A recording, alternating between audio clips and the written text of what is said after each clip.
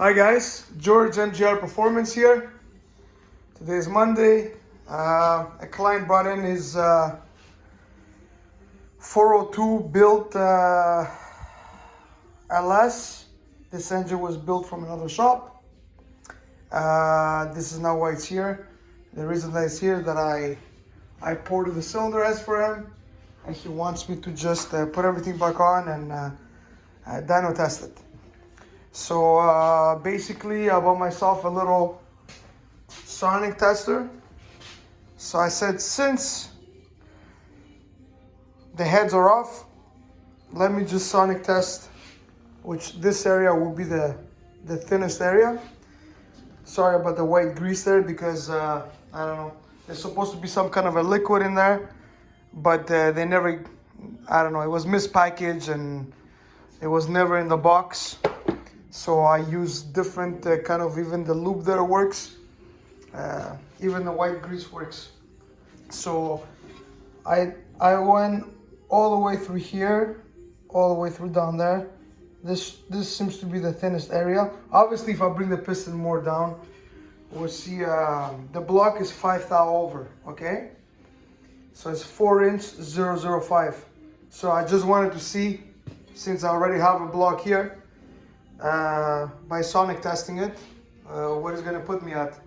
The thinnest spot that I got, it was 4.6 millimeters. So I need to do the conversion for that.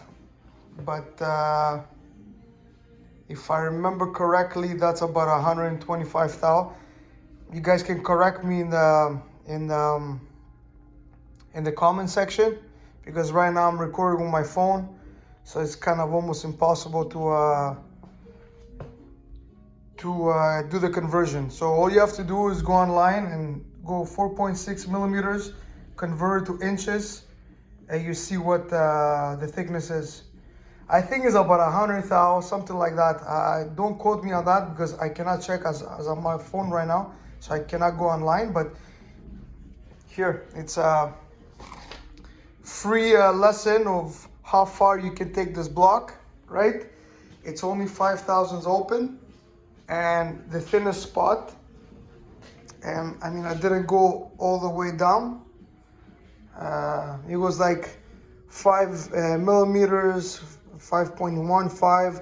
Here went to 4.6, 4.7. So obviously there's inconsistency, right? Because, you know, it's a OEM block there. But just to get a rough idea, go online and do the conversion. And oh, hold on, actually, here, I don't even need to go online. I'll tell you exactly. It's Monday morning, so my brain is a little bit, here we go. I'll take a, I'll put it 0. Sorry, I cut my finger this morning.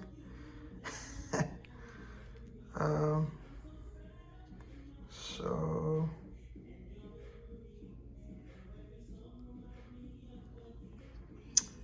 9 inches,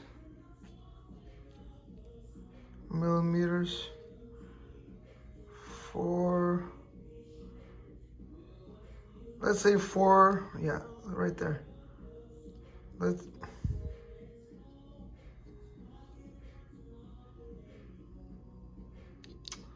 I cut my fingers, so I'm having a little bit of a 4.5. Let's go at 4.5. Okay. Click 2 inches. It says 178 thousandths. So according to what I'm seeing over here, you can safely go 30, 60 over. I wouldn't go past, because maybe if you go further down, it'll be a little bit thinner, but 30 over, it's safe to go on these blocks. I have already seen guys that take these blocks. Obviously, I just checked one cylinder, right? Maybe I checked this side and it's a little bit less. Maybe this, you have to check all of them. But 4.030 inch, I would say it's a nice, safe limit to it. And I have already seen guys that punch them out to 6.2. which is 65 over, and they have no problems. But if it's booster, nitrous, whatever, like this client over here, he kept it as small as possible, which is a smart thing to do. That way you have, look, he's got, you know, 170 thousandths, maybe 150 thousandths wall in between the cylinder, which is this is the thinnest spot, right? Because here you got a lot more material, so he can hammer this thing away. Anyways, a little short video. It's not to the detail, because to do it to the detail, somebody has to hold the phone for me. They have the block completely empty and checking here, every cylinder, and make a plan on a piece of paper and do 3 spots, top, middle, bottom. So it's quite the time to do a sonic test properly on all the cylinders to know how much let's say if this guy was naturally aspirated and he's doing some kind of a grudge racing thing and he wants to make it into a 450, 440 cubic inch, 430 cubic inch, where he wants to max out everything and half fill the block and open it up to the max and all that stuff, the way we would have to do it is take the block, make a diagram of the block, and mark down cylinder number 1, this side, that side, this side, that side, in 3 different spots, and write down the measurements. And go move to the next cylinder, do the same thing, move to the next cylinder, do the same thing, the next cylinder, do the same thing, and do all 8 cylinders like that. And take the time to see what's going on exactly, and from there you make a decision if you can go 70 over, 75 over, 80 over for somebody that wants to grudge race and he wants to put the biggest stroke possible in this motor, and he wants to put the biggest bore possible in this motor because he's running some kind of a grudge street racing stock block NA setup that you know, like you want it to look as stock as possible from the outside, but can be as modified as possible from the inside, right? I don't like to punch these blocks more than 30, but I mean, like, if somebody's looking for a grudge race stuff, and you know, this is not a very expensive block, so the guy can build 2-3 of them, you know what I mean? If he's racing for $5,000-$6,000 a race, I mean, he wants something better than the next guy.